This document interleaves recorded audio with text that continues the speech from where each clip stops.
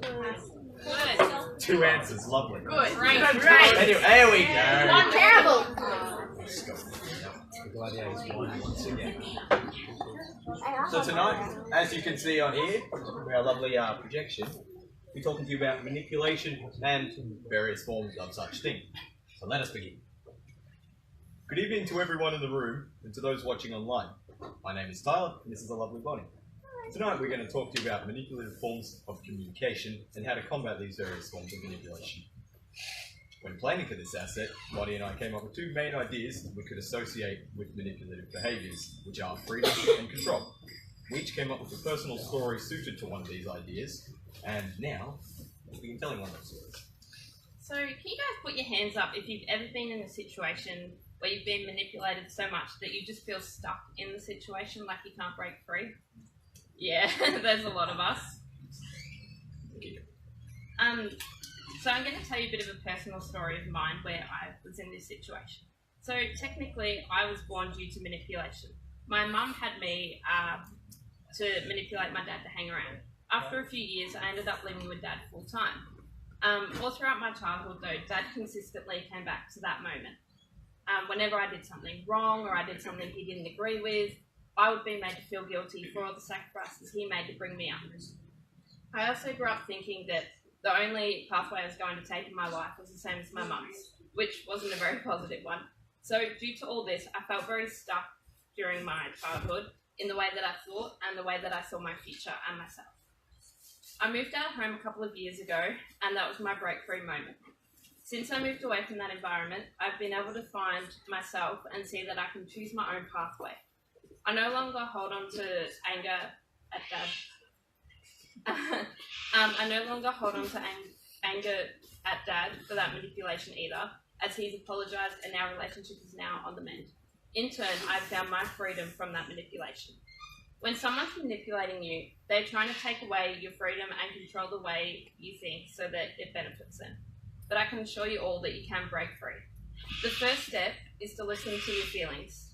If you're feeling confused, minimised, or full of self-doubt, pay close attention to what that person is saying and doing. Next, find the cause of your feelings. If you routinely feel guilty after speaking to a certain person, rewind the conversation in your mind and try to place where it started. Sometimes it helps to write this down so that you can notice a pattern emerge over time. Assess your relationship. Weigh the outcome of addressing the issue and what it'll mean to that relationship with that person. You may want to check with a close friend or trusted adult to gain some outside perspective. Assert yourself. This starts with no longer responding to the techniques the way you used to. Learn to say no and speak your mind. If they respond negatively, just be okay with it and don't back down from what you're saying. Lastly, confront them. In this case, consider the angles before you move forward. When you point things out to a manipulator, they rarely just admit it. Plus, you may be a little nervous, so be clear on what specific behaviours is bothering you and how it makes you feel. Follow up with a request to change your behaviours. Stay calm and stay strong, and remember that you are worth it and you're allowed to break free.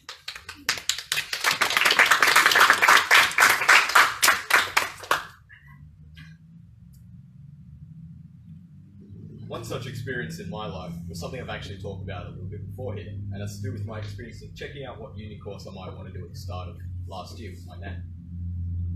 So maybe a week or 2 after finishing school, I had a form of sit-down meeting with my nan. We were supposed to discuss what my thoughts about uni were, whether I wanted to do it or not. And if I didn't want to be doing uni, what would I be doing? But if I did, it would be, there were all questions like what courses and where. But then if I didn't, I'd have to basically find a full-time job. This wasn't said outright, but the coded language, which you learned about a few weeks back, was quite clearly there. I was told things like, if you aren't going to uni, how are you going to pay for board?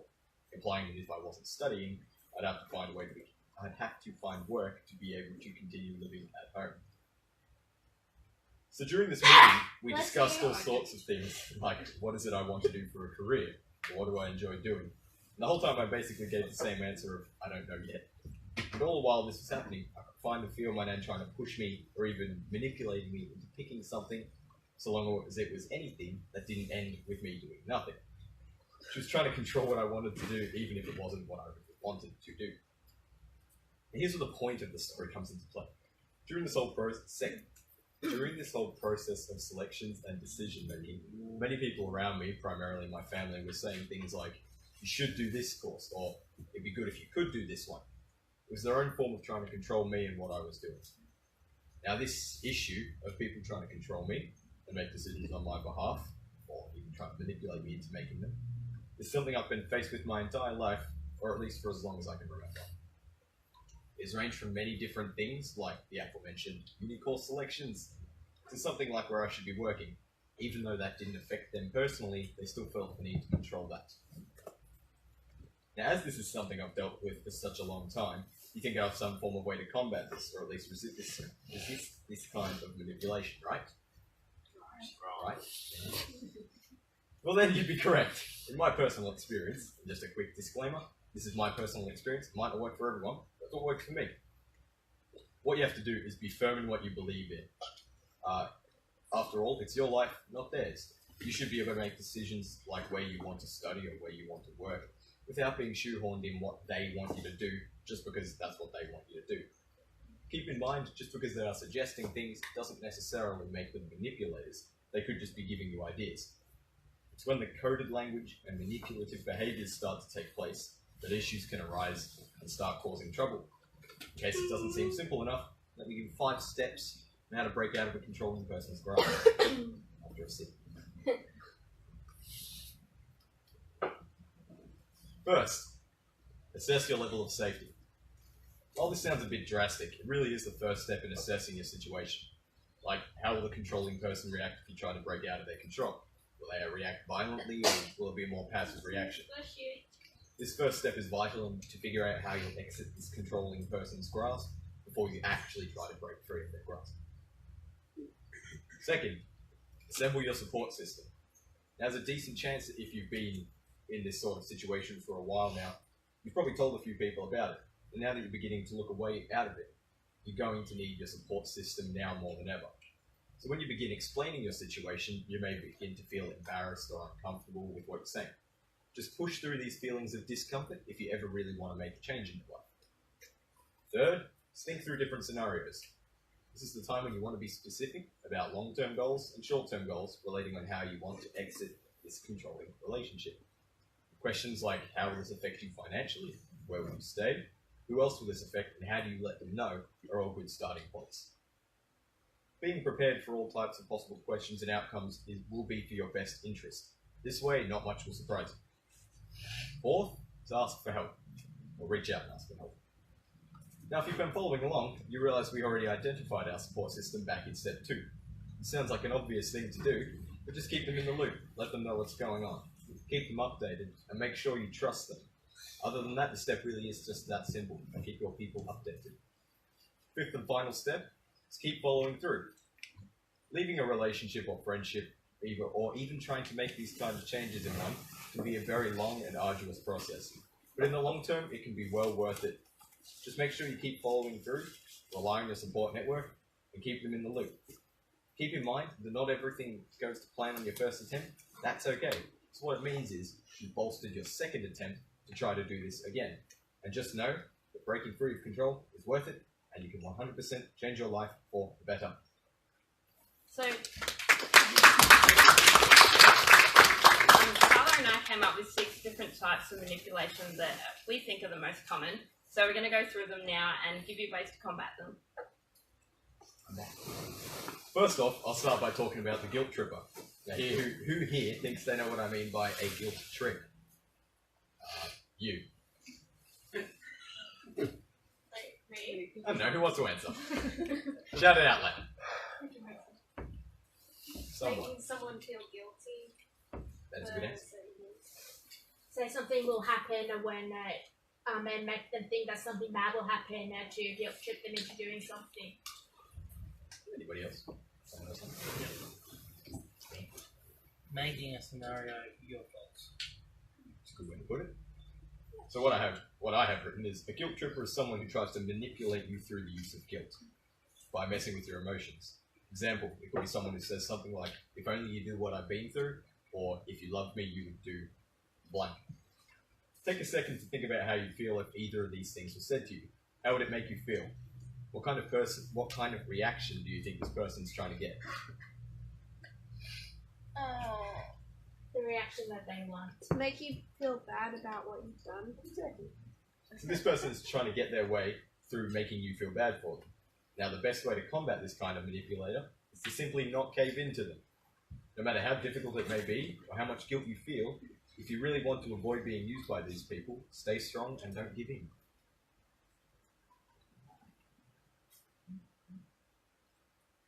So the next one is the competitor. Put your hand up if you feel like you have to compete with your sibling for your parents' attention. Yes. So quite a few of us. So competing with someone scares them so that they don't think they can win and will back down from whatever they are competing for. Some examples include whoever brings home better grades will have access to the new games, or whom we spend the holidays with, me or your other parent if you have split parents. But the thing is, when there's competition, there's always a loser. A way to fight it is remembering that there's always a way of cooperating and negotiating. Arrange the situation differently, or set the goals differently. Instead of saying, who will be first today, try and say something like, hey, let's help each other get ready in time. Keep in mind that compliance reinforces manipulative tactics, so make sure you fight back if someone is trying to compete with you. Next up is the threatener. This person is someone who is going to try to manipulate you through the use of threats, if that wasn't obvious enough. Now, this can either be threats to physically harm you, themselves or others, or even something like breaking belongings, or just generally anything they can think to provoke a reaction of fear, such as a threat of blackmailing. Now, before I continue, who actually knows what is blackmail? Somebody tell me what blackmail is. It's where, so if you don't do something, they'll take something from you, or They have something on you. yeah, exactly. Something that you don't want anyone else to know, and then they threaten to release that to everyone else. This blackmailing can be especially destructive if it's something that threatens things like a career, relationship, or reputation. Now, there isn't really two good ways to deal with somebody who is physically threatening you. If you are in danger of this, you just need to leave, just escape the area, find outside assistance. If it's something more along the lines of blackmail, best bet is to find someone you trust, explain your situation, and see how you can get their help to deal with the problematic person. Next up is the excessive criticizer. So negative criticism is a means of controlling the other's behaviour by weakening their confidence and self-reliance. However, there are two types of criticism. Do you guys know what they are?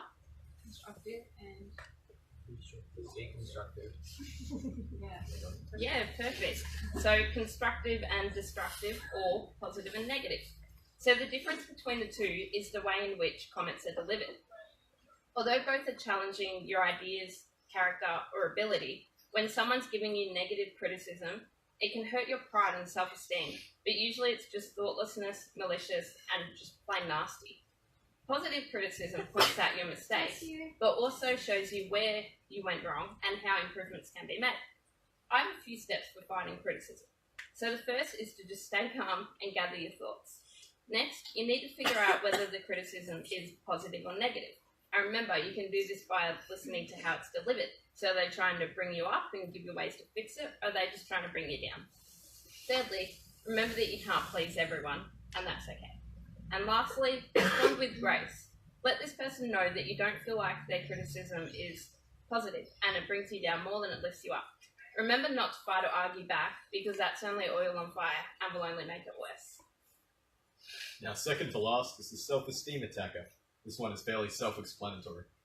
While this kind of manipulator does things like labeling you or judging you to make you feel like less of a person than you are, this can all range from subtle comments and sarcasm to outright being blunt with put-downs, or with the aim to drag you down and make you feel like less of a person than you are. Now, this sounds fairly simple, but it's what works. Again, before I continue, who thinks they know the best way to deal with somebody who is attacking your self-esteem? Somebody who has an answer. That's a good one. Okay. I'll just try and ignore it and probably just back away from it. Having a positive support system of people to build you up instead of putting you down. Can you speak for a trusted adult?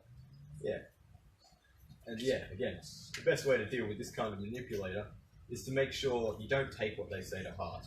It sounds difficult, but they use your reaction of feeling bad about yourself to control you.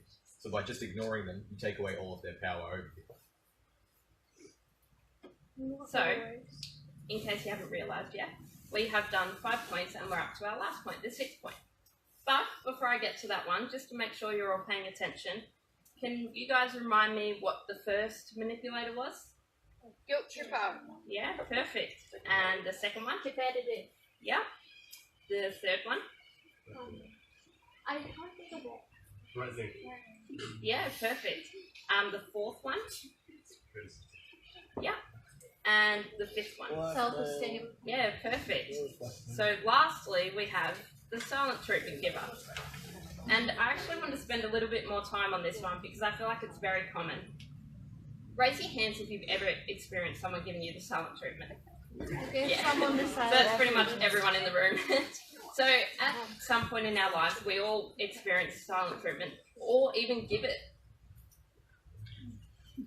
The silent treatment works by withdrawing communication and emotion from the target until she or he accomplishes the manipulator's demand. It's controlling the partner's behaviour by fear. Fear of disconnection, fear of rejection, and fear of abandonment. Sometimes people use silence because they never learnt to express themselves assertively, they have strong narcissistic personalities, or they know that the silent treatment works because they might have received it in the past. So I had a friend in high school who was really good at using the silent treatment to manipulate me.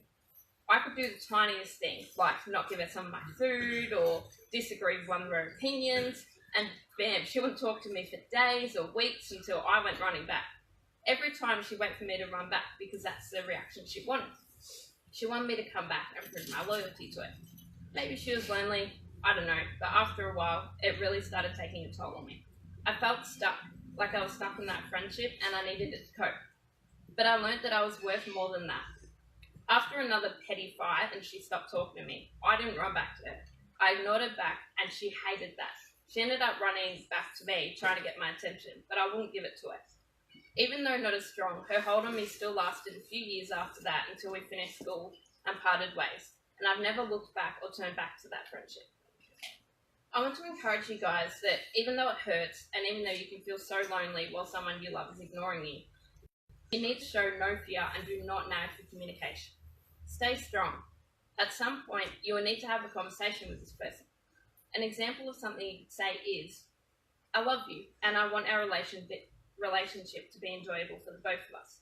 So when you avoid talking to me about things that bother you or you just play them up, it makes me feel isolated and unloved.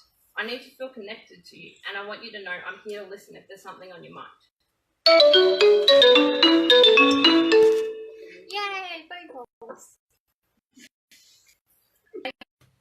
And then tell them if there's a resolution. If this person keeps giving you the silent treatment after a conversation like that, seriously consider how important that relationship is to you. And if you're the person that's giving the silent treatment, just remember to just speak up.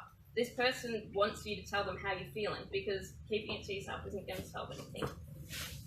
So just lastly, before we start to wrap up a little bit, I'm going to go through the 6 points again and give you a little bit of a way to try and remember them. The guilt tripper, which, if you guys remember from looking at the slide, is a sad doggy face. So, guilt tripper, sad guilty dog. For the competitor, again, the picture on the slide, fighting with someone over a teddy. The threatener, someone big, scary, crosses their arms, very intimidating. The excessive criticizer, remember, positive and negative. The self-esteem attacker, so pointing at someone because they're attacking your self-esteem, they're attacking you. And the silent treatment, just silence, arms crossed. So here we have something we'd like to call the subtle to blunt scale. So with manipulation, I find that it can range from being so obvious it theoretically hits you in the head, or it can just pass right over your head. We put 6 different types of manipulation on the scale so you can see what we mean. So at the subtle end, we've got the excessive criticizer and the self-esteem attacker. Because when someone's criticizing you, when someone's criticizing you, you're not sure if it's positive, if it's negative, are they trying to bring you up, are they trying to bring you down? You just don't know. So it can be very subtle. And the self-esteem attacker, sometimes they can just slip it in here and there and you just miss it. As Charlotte said, go straight over your head. Just completely miss it. In the middle, we have competitor and guilt tripper, because they sort of, you might not see it as a form of manipulation sometimes, but it can be a very poor environment to be in one time, that everything is always competitive. It's not always necessarily going to be a good thing. Whatever. So for guilt tripping is, like, it's obvious, but it's not the most obvious thing, and you might just be thinking, oh, this is just what this person has decided to say. They're using that to manipulate you. Yes. Next. So up the blunt end, we have threatener and silent treatment. So you usually notice when someone is either threatening you or just giving you silence. Smacks you in the face. So just a reminder, this is just what me and Tyler came up with. This is how we see them on the scale. But of course, you know, you guys might see them differently. Has anyone actually got any suggestions to where they think things should move? Yeah? I think competitive. Oh wait, she pointed to you. Sorry. We have a kid at school who is really competitive and like makes us feel guilty, and he's quite blunt about it. Yeah. I think it's more blunt in the middle. Yeah, so you think competitive can be pretty blunt? And guilt tripper as well, Yeah, definitely. because it makes us feel like, oh, what have we done now? He's always on our backs about it. It's really annoying. I think it depends on the person who's actually doing it. That subtle things as self-esteem can easily become blunt. It just always depends on the person who is manipulating you. So, Anyone else? Maybe at the back of the room? Yep. I think it depends on the person's intent. I think sometimes when a person chooses to be manipulative, they can switch between blunt and subtle and almost try to actually confuse the person they're manipulating. Sometimes it's almost hard to tell. I think sometimes people who are manipulating someone, sometimes it might start off with very subtle things and slowly escalate. And sometimes it might be a really blunt form of manipulation, but you still don't see it because of the slow escalation, and it's slowly escalated to a situation where you're being completely manipulated and not even seeing it, even if it is very blunt types of manipulation. Phil? I think sarcasm slides up and down that scale all the time, you know, because I've got a mate that uses funny sarcasm to get a point across, and you giggle with him because you think, oh yeah, hang on a second, you know, so he uses a funny sarcasm to get his point across, and often people say so many truths are said in laughter, and so it's that sort of sarcasm. I've got another mate who's just sarcastic all the time, so you never know where to tell him blunt with sarcasm because nothing's ever good enough, and he's always got a better story. So yeah, I think the sarcasm space sort of is difficult for me to pinpoint depending on what the personality is. Yeah, so as you guys can see, manipulation can be very tricky and a very tricky situation to deal with. But as long as you're aware of it, you get some support and outside perspective, and then approach the person, you can fight back against it. As you guys go into packs tonight, I want you to think about the type of manipulation that affects you the most, or even if you're the person giving the manipulation, and how you can change this. And one last thing I want to leave you guys with is a quote. Instead of manipulating people, why not inspire them? Thanks for listening.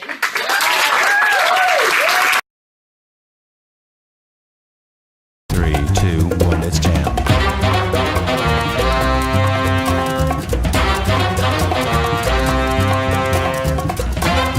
1, 2, 1, 2, out, in, out, spin, and spin. Oh! Oh, hey guys. So in case you missed that, we actually had our ballroom cabaret last Saturday night.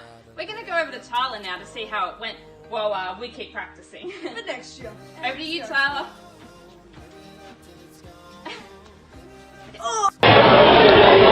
So, as you might be able to tell by the sheer amount of noise in this room, as well as by the thing in the background over there, we're currently at the Ballroom Cabaret, so I'm nice and nice up for the night. So, this is just a quick thing to say, you know, we were here, we did this was Saturday night, this was a lovely event. Thanks to all of you who helped out on the night. You know who you are, and you have done an excellent job. Now, anyway, without further ado, let's show some clips from the night, and then get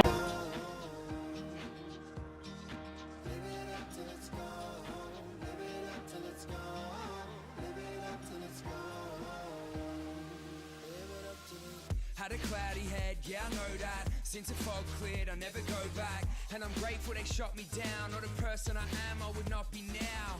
Yeah, it ain't good to be bulletproof, cause in the end that bullet will be good. Thanks for that, Tyler. So I'd just like to give a massive welcome to all of our new members tonight who joined in Wabab. Woo! So, to become one of these amazing members, you get one of these pretty cards on the first time you arrive. Each time you come, you get a stamp. Once you've got 4 stamps, you get to go to one of our Wabab sessions, which is the first Monday of every month. Once you've paid your membership fees and you've officially become a member, you get one of these pretty t-shirts, one of these pretty lanyards, and access to all of our events over the whole year, and to be part of our incredible team. That's pretty good! If you would like to pick up one of these pretty buckets to help us collect these coins, go see Naomi. Or if you have a full bucket that you would like to empty, also go see Naomi. We also have one of our collection days coming up, which is where you bring in your full bucket to our office and empty them into this barrel that I'm sitting on. The date will be coming to you shortly. So, in the meantime, happy collecting! Just a couple of quick reminders before we wrap up the news for tonight. If you haven't already downloaded our BB app, make sure you get onto the Play Store for Samsung and Android, or the App Store for iPhones to download it. This is what it looks like. Very pretty. And yeah, so make sure you get onto that. Also, if you want to keep up to date with our assets, or watch any assets that you've missed out on so far, you can get onto our YouTube channel and watch them there. And keep up to date with all our leaders presenting in the current series, which is Say What? Say What? Say What? So thanks for tuning in for the news tonight, and we hope to see you all next week. Bye! Bye! Bye!